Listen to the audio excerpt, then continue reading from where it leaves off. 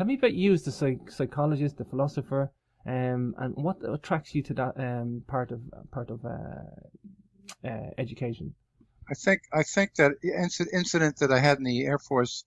I think I was taken on board a craft, but I don't remember all the details. But evidently that's what happened, and in my subconscious that incident was buried there until I joined NICAP in Washington, and I became very, very interested in UFOs, and I had no reason why. So it must have been that incident in the Air Force that got me into it. Wow. Tell me about your time in the Air Force. How detailed was that for you? Was that a major component of your early life? No, actually, I joined to fly, but I wasn't able to make the flying program, so I spent 2 years in the Air Force, and then I was let out. So it was an interesting time, and that's where I had that experience. So being on that Air Force base at that particular time, evidently that was very important. Well, a lot of people are fascinated with the Serpo exchange program. In your opinion, in the best logical, rational explanation of the data and details, tell us the synopsis of the Serpo exchange program for what it is, and then tell us about the research that's going on or surrounding the Serpo exchange program. Well, it all started with Roswell. It was because one alien survived the Roswell crash that all this became possible. By the way, the Roswell crash involved 2 craft, not just one. Many people may not know that. 2 alien craft collided over Roswell, or rather around 75 miles northwest of Roswell, and they were both from the same civilization. It was a strange mix-up. There was a very, very powerful lightning storm that night, and plus that combined with the radar, the very strong radar over that particular Air Force base, I think caused them to collide. And one of the craft crashed 75 miles northwest of Roswell, and the other one limped on westward and came down somewhere near Datil, New Mexico. Now that one wasn't recovered until 1949. Nobody really knew where it was or what it was. But the one in Roswell, there was one survivor, and that alien made the difference and started the whole chain of incidents that ended up in the Serpo story. He was taken to Los Alamos laboratories where the scientists there questioned him and learned how to communicate with him. And eventually they found the communications device that had been on the craft worked when they put it back on the craft, on the crash disk. It worked with the power system of the craft, and they were able to start communicating with his home planet. In roughly 1948, that began. No, I'm sorry. The communications didn't begin till 1952. They could not get that device to work for 5 years, and it was only in his last year, just before he died, that they were able to get it to work. And he sent 6 messages to his home planet, one of which suggested an exchange program. Now, he made that suggestion presumably at the behest of his military handlers, and that in turn probably went all the way back to Eisenhower. So that was what first triggered the whole Serpo story, and that became a reality when President Kennedy came into office. Do you think Kennedy, being aware of that, may have been eliminated because of the knowledge? The Kennedy story is a very complicated one. There were a lot of other people that didn't like him and hated him, but a lot of people now in the UFO community are beginning to believe, putting all the facts together, that he knew too much and he was prepared to reveal it. And of course, he didn't know a lot about. They denied him a lot of information. He did not know what happened from the time of the Roswell crash until he became the president. That 9-year period, in that 9-year period, we had already reverse engineered one of the alien craft at the Nevada test site. So we had by the time he became president, we had a working anti-gravity aircraft. But he didn't know that. Sure. But he did know about Roswell. The 6 communications that they sent back to Zeta Reticuli, I believe Zeta Reticuli is relatively close in terms of the Milky Way. It's something like 37 light years or something like that. 39. 39, is it? Okay, so in terms of other star systems, that's pretty close. It's in our backyard, yeah? Absolutely, yeah, it is rather close. And we were on their trade routes. We were on their trade route. Mm. These six communications, do we know the nature of those six communications? Was each one the same communication, or was there different messages sent each time? I can give you the content of each one of them. Hold on one second. That'd be great. No doubt there was a military. It wasn't like we have one of your members come and save him. No doubt there was a. Well, actually, that was one of them. Here are the six. The first one was just letting his planet know that he was alive. The second one explained the crash and the death of his crew. I guess he was the crew leader. Yeah. Third asked for a rescue craft for him. The fourth, and now the reason he asked for a rescue craft, let me explain that, okay? Mm-hmm. The only reason he would do that is because he knew that there was a mothership in orbit.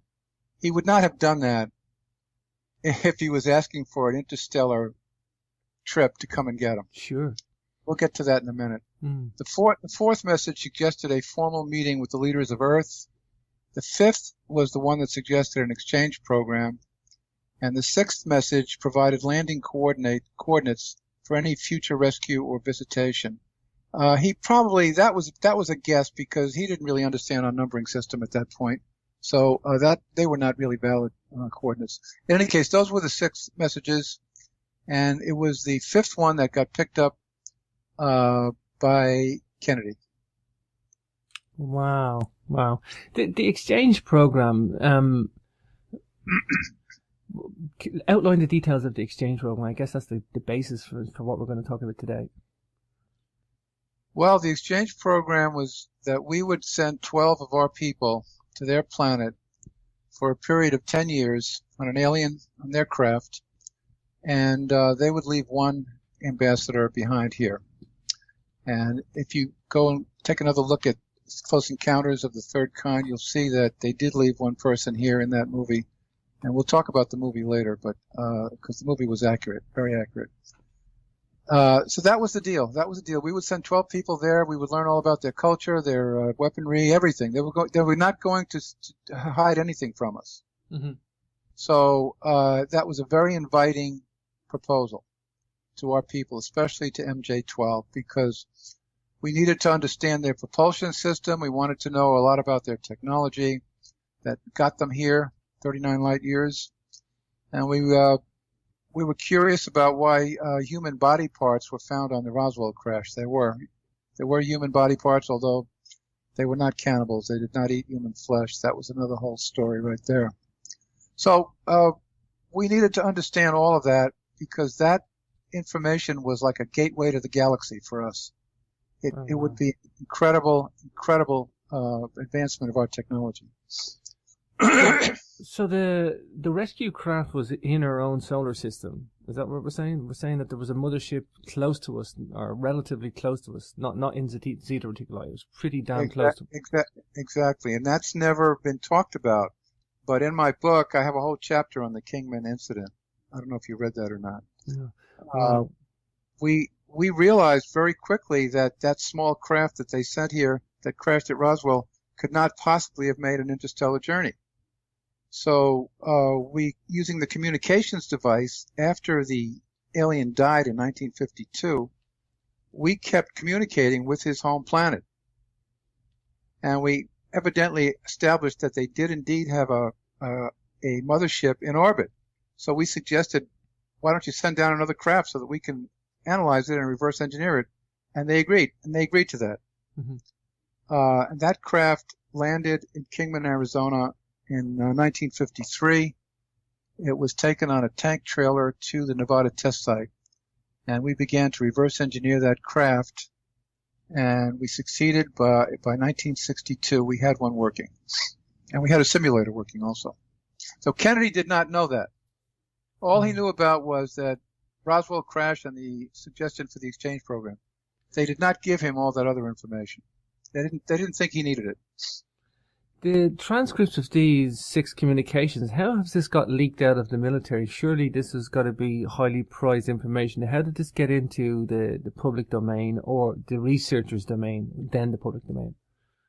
Well, you know the story of Anonymous and how he leaked this information You don't know that? Parts of it. Okay. In November of 2005, he started sending emails to this UFO thread list, which was a thread list consisting of about 150 UFO interested people who were basically insiders. They were ex-military, ex-intelligence. This was not just a group of people interested in UFOs. So he knew he was leaking the information to the right group. And over the course of the next few months, he sent 21 emails, each one describing the exchange program in detail. And the reason he had the information was because he, being in the DIA, he was retired at that time, had been involved with the program in the 60s. So he knew all about it. Plus, he had the complete 3,000-page debriefing book in front of him. The Americans that returned from Serpo in 1978 were debriefed for a solid year, and that became a 3,000-page book. So that's how he had everything in front of him when he started sending the messages. Has a lot of this information been corroborated through the names or anything else? Has this been soaked into other areas of research? Well, I'm sure you can believe that whatever we learned from the Ebens is incredible military technology. And therefore we have that technology. And it's being kept under lock and key at Bolling Air Force Base in Washington. Why do you think Kennedy was kept in the dark? Why was there a rogue faction there protecting this information from the time of Roswell onwards? Absolutely. MJ-12 was in charge of everything. And MJ-12 consisted of 12 individuals appointed by President Truman to deal with the alien matters. And they didn't feel that he was ready. They felt he was too interested in revealing everything to the public, and they didn't want it revealed. That's the bottom line. This is counterintuitive to what people normally think of the American governmental system, where the president knows everything and then he has an entourage.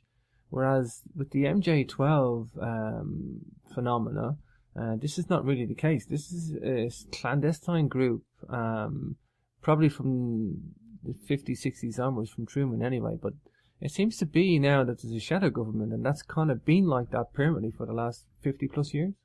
Absolutely. It exists, and at that particular time, Allen Dulles, who was the head of the CIA, he had many irons in the fire, and a lot of things that he knew the president did not know, and he did not share that information with Kennedy. Ironically, he was on the committee that was supposed to investigate the assassination. So that's like putting the fox in with the hen house. I'm guessing then, with the contact between any contact between any life form, let's focus on the Zeta Reticuli incident with the entity that was captured. This has got to have a massive resurgence in motive and all sorts of military activity. This is going to just put everybody on a certain alert state and a renewal of motive. Russia's not the baddie anymore. They'll always be there, but I mean, this is all hands on deck. This is a new phenomena, a new situation. Well, we were dealing with other ET races at that time also. So, and that's in my book too. I talk about that. But this was a very critical one because these people were so friendly and nice and so willing to share their information with us. They didn't have to make any deals with us. It was just strictly, whatever you want to learn, we'll tell you, period. And that was priceless. That was priceless. Wow. Do you think perhaps he died of natural causes then, this Zeta Reticuli, this entity that they had? I think probably it was difficult keeping him alive here on Earth because of they were very different kind of a physiological structure. Their bodies were very different, everything about them. And I think we tried hard to keep him alive, but we just didn't have the technology. We just didn't have the biotechnology at that time. We didn't know how to do it. I know in your Secret Journey to Planet Serpo you talk about the 12 people. Let's talk about these 12 people. Are they surreptitious, clandestine? Do we know any of the members? Can you elaborate on these 12, the majestic 12?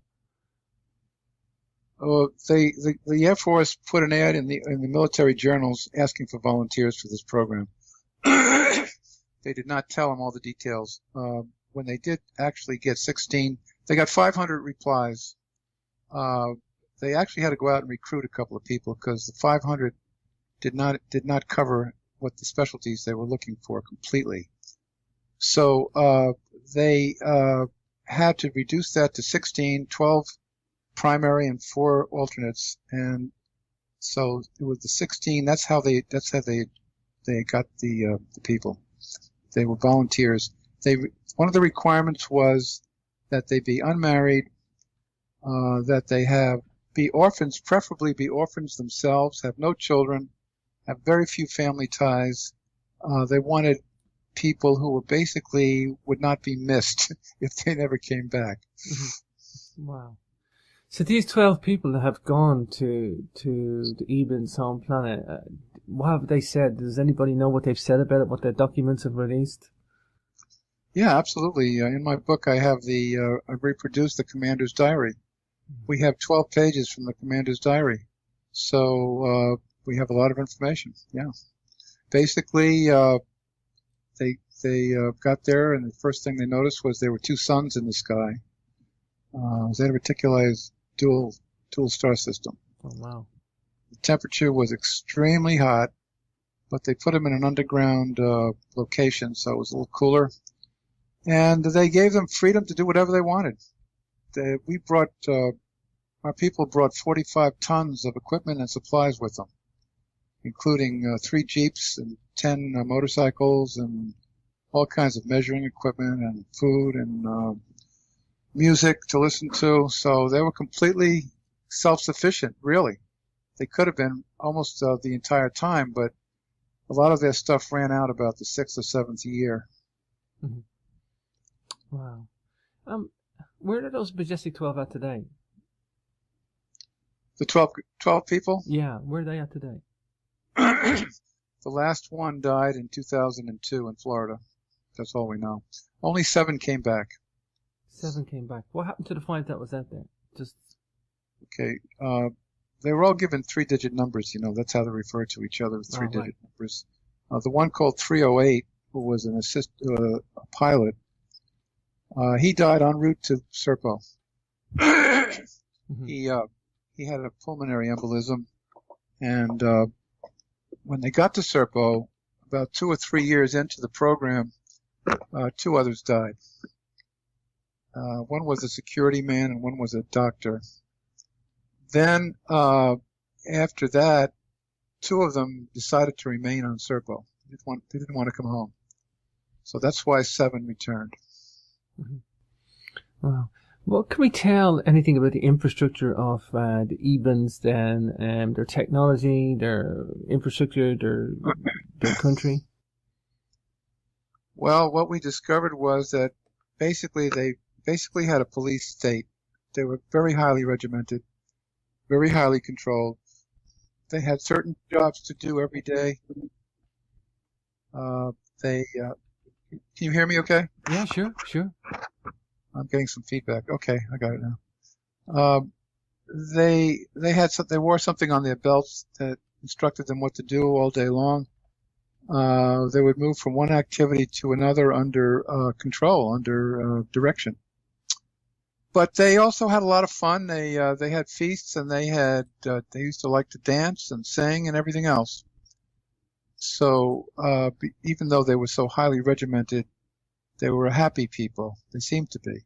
Mm-hmm. But they led very simple, controlled lives. Wow. What do we know about how long they've been visiting Earth? Do we have a time frame of that? Did they talk about that? Did they release all the knowledge, or were they a bit protective on anything? The first landing in April of 1964 was at Holloman Air Force Base. That was what we call the ceremonial landing, because we had 16 of our people waiting for them there, and they presented us with a gift called the Yellow Book. The Yellow Book was absolutely amazing device. And it gave us the complete history of their interaction with us and of also of interesting things that happened throughout the galaxy in that period of time. So we had a complete history of planet Earth from about 2000 BC in the Yellow Book. Wow. And it was an amazing piece of equipment because it looked like a book, but it was really like a block. Let's see, I'll give you some more information about it. Hold on. Sure. In any case, it told the story of their interaction with us. But the amazing thing about it was that there were not actually words on a page. When you opened it up, holographic images sprang out of the book. And the words with it were in whatever language you spoke. And we determined later that it was capable of understanding roughly 80 languages on Earth. So this was an incredible gift to the people of Earth. And hold on just a minute. Incredible technology too. Yeah, absolutely. It was provided by it isn't exactly a book. Here's what Anonymous says about the book. It's the aliens' history of our universe written by the aliens themselves, as well as their interactions and involvement with Earth's development and evolution. It was brought to Earth and presented to the U.S. government at the famous Holloman Air Force Base landing in April 1964 by female EBE number 2. Now, EBE number 2 was a female alien who actually could speak English, and she was invaluable. She also became a very valuable resource when our team got to Serpo. Now, here's what else he says. He says, it isn't exactly a book. It's a block of material approximately 2.5 inches thick and transparent in nature and appearance. The reader looks at the transparent surface, and suddenly words and pictures appear. It is an endless series of historical stories and photographs of our universe, the Eben planet, and their former homeworld. Serpo was not their original homeworld, and other interesting stories about the universe. It also contains a historical narrative and various accounts about Earth's history and our distant past. So this was an incredible gift given to us by the Ebens. Did they ever have any opinion of the nuclear program that we run on this planet or anything like that? Did they ever tell us what they thought of us in terms of a humanitarian way or anything? Did they let us know their own philosophy of us? Anonymous doesn't talk about that, but however, they were surveilling our 509th bomb group, which was the nuclear bomb group, and all of our nuclear development capability was in that area of New Mexico. So evidently, that's what they were interested in. When we got to Serpo, we found that they did not have nuclear energy. However, they had other energy that was far in advance of that. So, but evidently they were interested in the atomic bombs. That's why they were there. Was there a transfer of knowledge for the benefit of mankind, or was there just a basic transfer of knowledge with whatever was asked for? Well, needless to say, we learned a great deal while we were there, particularly in terms of their biotechnology. Their biotechnology was the most astounding thing we learned there. They were not anxious to share a lot of their technology with us, but any questions we had, they answered. And we learned about the propulsion system on the craft was given to us. We got all that information. And that included traveling through wormholes and also antimatter propulsion. So whatever we learned has been kept under lock and key at the Defense Intelligence Agency. It hasn't been revealed, but evidently it's been used regardless.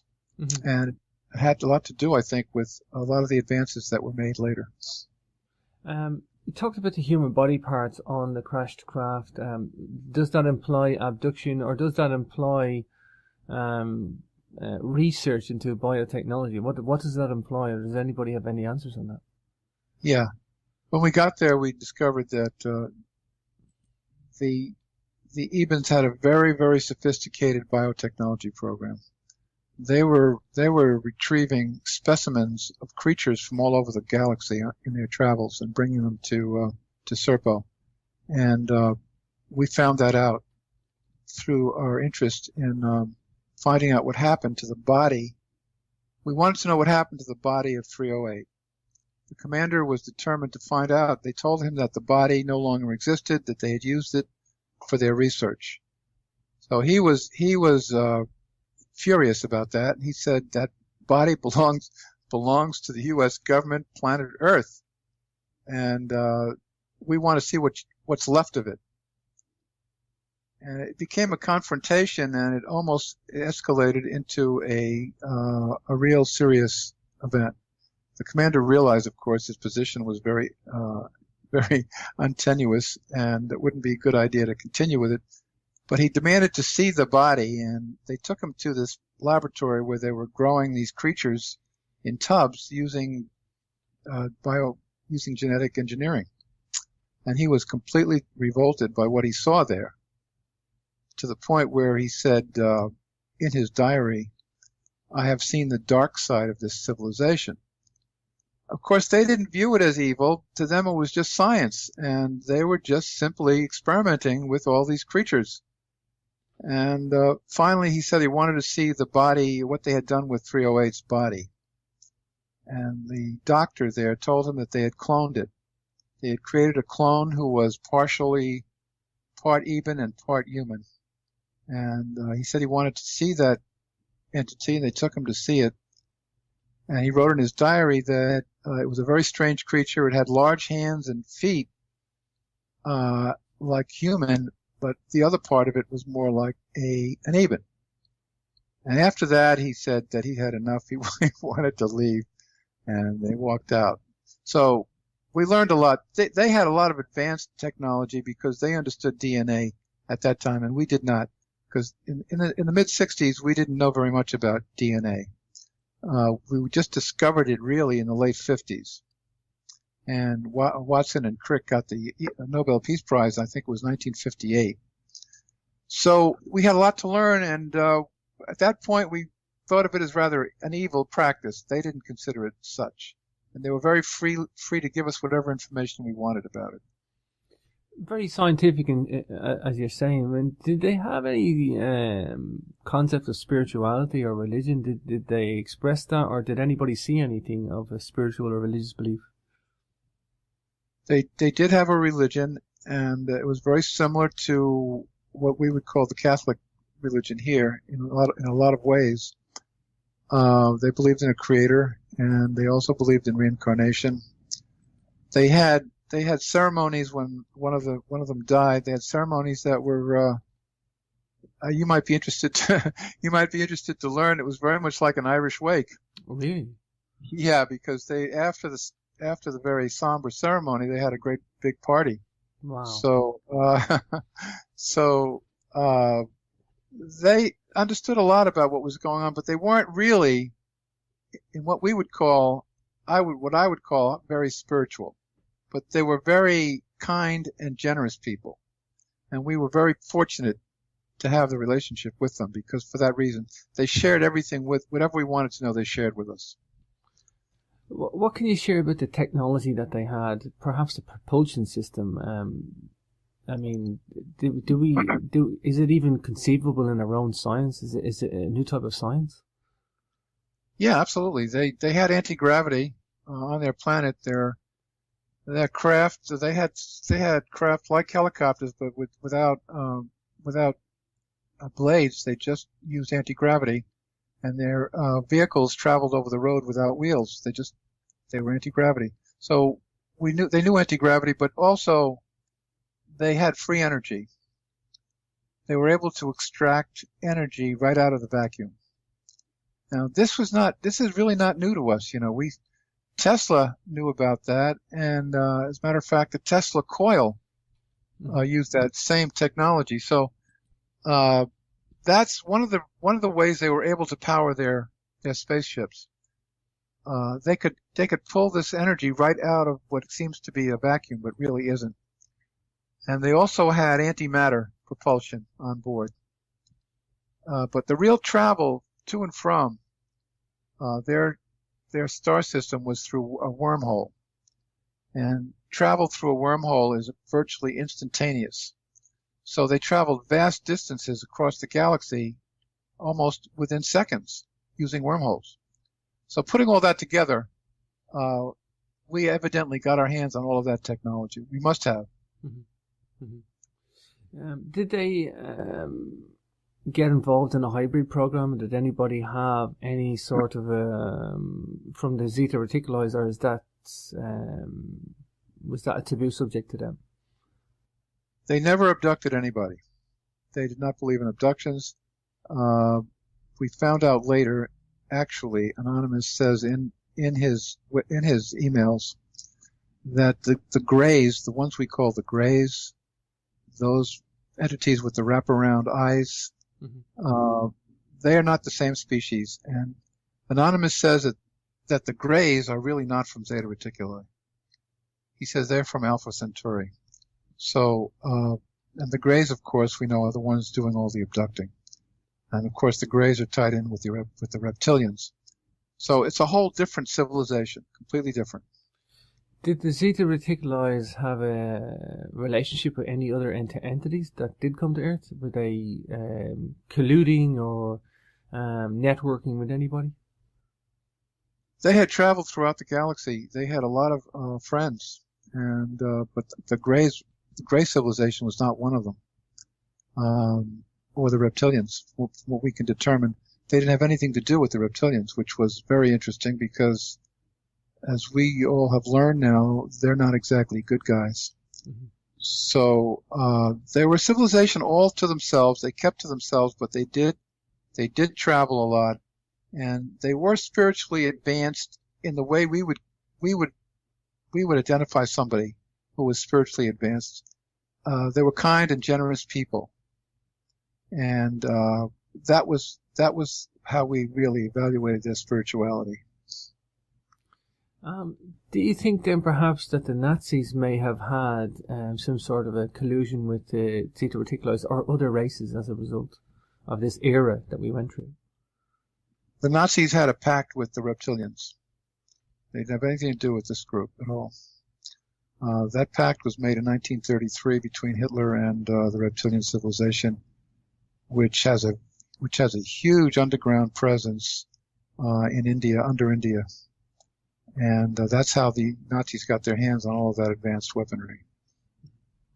Do you think they went to Antarctica? A lot of people hypothesize that these guys were down in Antarctica, secret caves down there. Which guys are you talking about? Sorry, the Nazis and these Serpo. Yeah, the reptilians are known to have a base under Antarctica, and that's the reason that the Germans went down there and built a colony down there. And that colony became huge. They called it New Berlin. They started building that base in 1938, before World War II. So evidently their connection with the reptilians started around that time, because they had no other reason to go to Antarctica if they hadn't been invited there by the reptilians. Did they tell us anything about our solar system, like cataclysms or solar events that may affect us in the future or the past or anything like that? They might have. We don't know. All I know is that they were debriefed for a solid year. They were kept in isolation and debriefed for a solid year after they returned. And it became a 3,000-page book.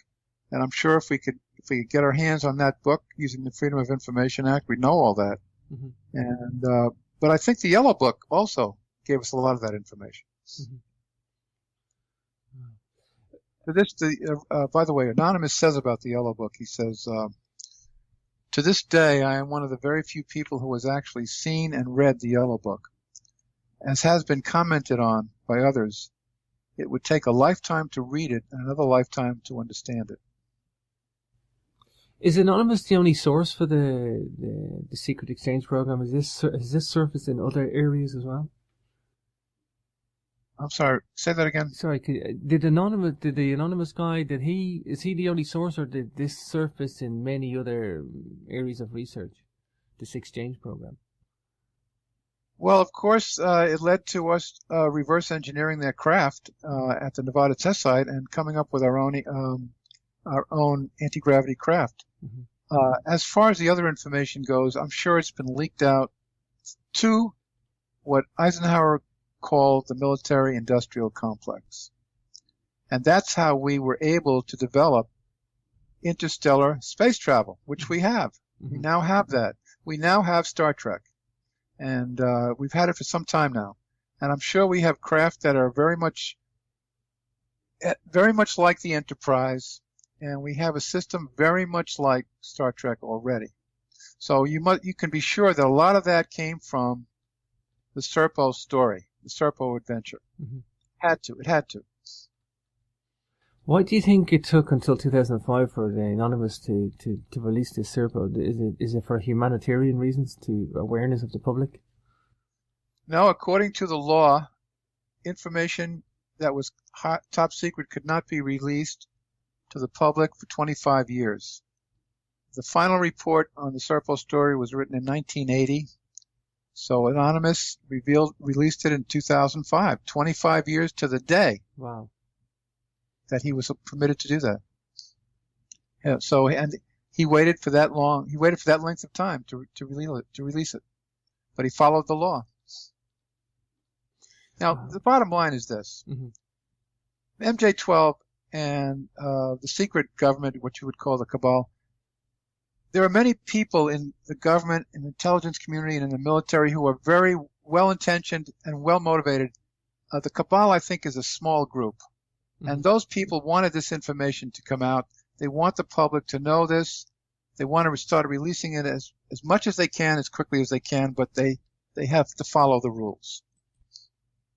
Wow. Where do you think the research is today? Do you think exopolitics is a good thing? Do you think people should get involved with exopolitics and, to start a political off-planet awareness of what's going on? Absolutely. We're already doing it. We basically have a diplomatic relationship with the Ebens, mm-hmm. and probably many other civilizations. And now something even more startling is coming out about our relationship with civilization on Mars. I don't know if you're familiar with the revelations made by Randy Kramer, are you? No, not at all. Please enlighten me. Well, Randy Kramer was in the Super Soldier program and was dispatched to work to an account on Mars. Now that's a whole nother story that you should get into mm-hmm. by interviewing him, because he spent 17 years on Mars in a military detachment. So that's something that needs to be known also. Mm-hmm. Mm-hmm. Does there, when the exchange was finished on Planet Serpo, did they ever talk about another exchange program in the future? Is it all ceased since that exchange of ideas and beliefs and was closed doors after that, or is there going to be anything happening in the future? The Ebens came back to Earth 9 times that we know of after that. The last visit was in 2000. The last visit that I know about was in 2000 and 2010. Hold on. Yeah, November 2012 was the last visit. November 2012. So they've been back 8 times that I know of. And that last one, or the one in 2009, they landed on Johnston Island in the mid-Pacific. And at that time, we invited other countries to participate, including China and Russia. Mm-hmm. China and Russia both had representatives at that landing, and also the Vatican. At that particular meeting, that was the one in 2009, November the 10th, the Vatican, the United Nations, Russia, China, and 15 other representatives from our country were there to greet them. So we've let the word out. We haven't kept it tightly controlled. Mm-hmm. Mm-hmm. Wow. I had Steve Bassett on recently with the Paradigm Research Group and that's great. And I think there is a disclosure happening. I think it's definitely in motion. It's, do you not think there's like a public blindness to this, that they just don't want to know? I mean, even if you had an open philosophy, do you think they're going to have to just come back and land in front of all the TV cameras before people wake up to this stuff? Yeah. Well, that's the interesting part of this, and I wrote about that in my first book, Secret History of Extraterrestrials. I wrote about it. I said even if it was revealed tomorrow, people would go back to work the next day, and all with their economic and romantic problems, and they wouldn't have time to even think about this. Mm-hmm. Mm-hmm. But slowly, it's actually filtering out into the consciousness more and more through the UFO people and through Hollywood and through various other sources. It's starting to penetrate. It's starting to penetrate, and it's the story. It's the story. It's the major story that everyone should be concerned with, because it affects everything. Mm. But it's just penetrating very slowly. When you were studying with the Edgar Cayce Foundation, ARE, did you ever come across anything in the writings that Cayce talked about contact with civilizations? Did he prophesize any of that, or was that just mostly Earth-based stuff? As I recall, I read a lot of the Cayce readings in Virginia Beach. He did make a couple of references to life in the universe, and but I can't recall exactly what they were. Mm-hmm. I think he did talk about it, and if you get into the readings and get into great detail in the readings, you'll find some information there, but I can't remember what it is. Sure. When the Zeta Reticuli had this history as far back as 2000 BC, did all of it match our own known history, or did anything stand out as being just blatantly wrong or slightly wrong? Or? Well, Anonymous doesn't go into great detail about what he learned from the Yellow Book, but one of the things they did discuss was that the aliens seemed to know about the advent of Jesus, and they did talk about him. And at one point, it almost appeared as though they were claiming that he was one of their own. But really, Anonymous says that really wasn't the case. They just knew about him, and they discussed him. And of course, you can be sure that they talked about how the human race evolved on this planet. And from what I've been able to decipher, it certainly wasn't Darwinian in any way, shape, or form. Mm-hmm. Wow. Well, Glenn, we're at the top of the hour. Tell people the website where people can get a hold of you again, and of course the names of your books and where people can get a copy of your books. Okay. If they come to my website, et-secrethistory.com, they can click through to Amazon or to Barnes & Noble and buy the book that way. If they want an autographed copy, they can get it from me, or they can get it from the publisher. So from the website, they can get whatever they need. And I've also got a lot of other information out there besides just information about my books. So that would be the place to start. We're near Datil, New Mexico. Now, that one wasn't recovered until 1949. Nobody really knew where it was or what it was. But the one in Roswell, there was one survivor, and that alien made the difference and started the whole chain of incidents that ended up in the Serpo story. He was taken to Los Alamos laboratories where the scientists there questioned him and learned how to communicate with him. And eventually they found the communications device that had been on the craft worked when they put it back on the craft, on the crash disk. It worked with the power system of the craft, and they were able to start communicating with his home planet. In roughly 1948, that began. No, I'm sorry. The communications didn't begin till 1952. They could not get that device to work for 5 years, and it was only in his last year, just before he died, that they were able to get it to work. And he sent 6 messages to his home planet, one of which suggested an exchange program. Now, he made that suggestion presumably at the behest of his military handlers, and that in turn probably went all the way back to Eisenhower. So that was what first triggered the whole was let out. So it was an interesting time, and that's where I had that experience. So being on that Air Force base at that particular time, evidently that was very important. Mm-hmm, mm-hmm. Well, a lot of people are fascinated with the Serpo exchange program.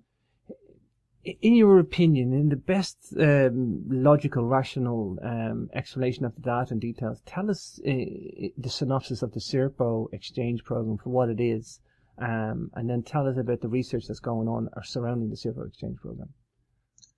Well, it all started with Roswell. Mm-hmm. It was because one alien survived the Roswell crash that all this became possible. Mm-hmm. By the way, the Roswell crash involved 2 craft, not just one. Many people may not know that. 2 alien craft collided over Roswell, or rather around 75 miles northwest of Roswell. Mm-hmm. And they were both from the same civilization. It was a strange mix-up. There was a very, very powerful lightning storm that night, and plus that combined with the radar, the very strong radar over that particular Air Force base, I think caused them to collide. And one of the craft crashed 75 miles northwest of Roswell, and the other one limped on westward and came down some of their trade routes, around their trade route. Mm. These 6 communications, do we know the nature of those 6 communications? Was each one the same communication, or was there different messages sent each time? I can give you the content of each one of them. Hold on one second. That'd be great. No doubt there was a military. It wasn't like we have one of your members come and save him. No doubt there was a military. Well, actually, that was one of them. Here are the 6. The first one was just letting his planet know that he was alive. The second one explained the crash and the death of his crew. I guess he was the crew leader. Yeah. Third asked for a rescue craft for him. The fourth, and now the reason he asked for a rescue craft, let me explain that, okay? Mm-hmm. The only reason he would do that is because he knew that there was a mothership in orbit. He would not have done that if he was asking for an interstellar trip to come and get him. Sure. We'll get to that in a minute. Mm. The fourth message suggested a formal meeting with the leaders of Earth. The fifth was the one that suggested an exchange program. And the 6th message provided landing coordinates for any future rescue or visitation. That was a guess because he didn't really understand our numbering system at that point. So that they were not really valid coordinates. In any case, those were the 6 messages, Serpo story. Mm-hmm. And that became a reality when President Kennedy came into office. Do you think Kennedy, being aware of that, may have been eliminated because of the knowledge? The Kennedy story is a very complicated one. There were a lot of other people that didn't like him and hated him. And but a lot of people now in the UFO community are beginning to believe, putting all the facts together, that he knew too much and he was prepared to reveal it. Mm. Mm. And of course, he didn't know a lot about. They denied him a lot of information. Mm-hmm. He did not know what happened from the time of the Roswell crash until he became the president. That 9-year period. In that 9-year period, we had already reverse engineered one of the alien craft at the Nevada test site. So we had by the time he became president, we had a working anti-gravity aircraft. But he didn't know that. Sure. But he did know about Roswell.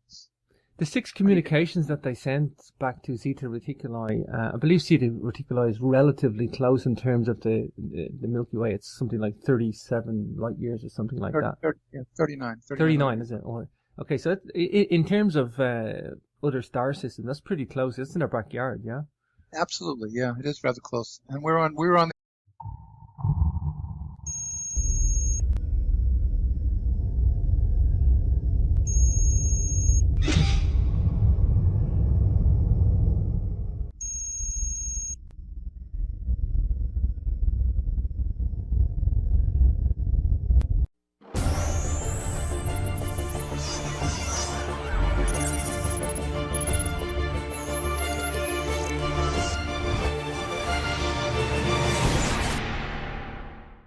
Tell me about you as the psychologist, the philosopher, and what attracts you to that part of education. I think that incident that I had in the Air Force, I think I was taken on board a craft, but I don't remember all the details. But evidently that's what happened, and in my subconscious that incident was buried there until I joined NICAP in Washington, and I became very, very interested in UFOs, and I had no reason why. So it must have been that incident in the Air Force that got me into it. Wow. Tell me about your time in the Air Force. How detailed was that for you? Was that a major component of your early life?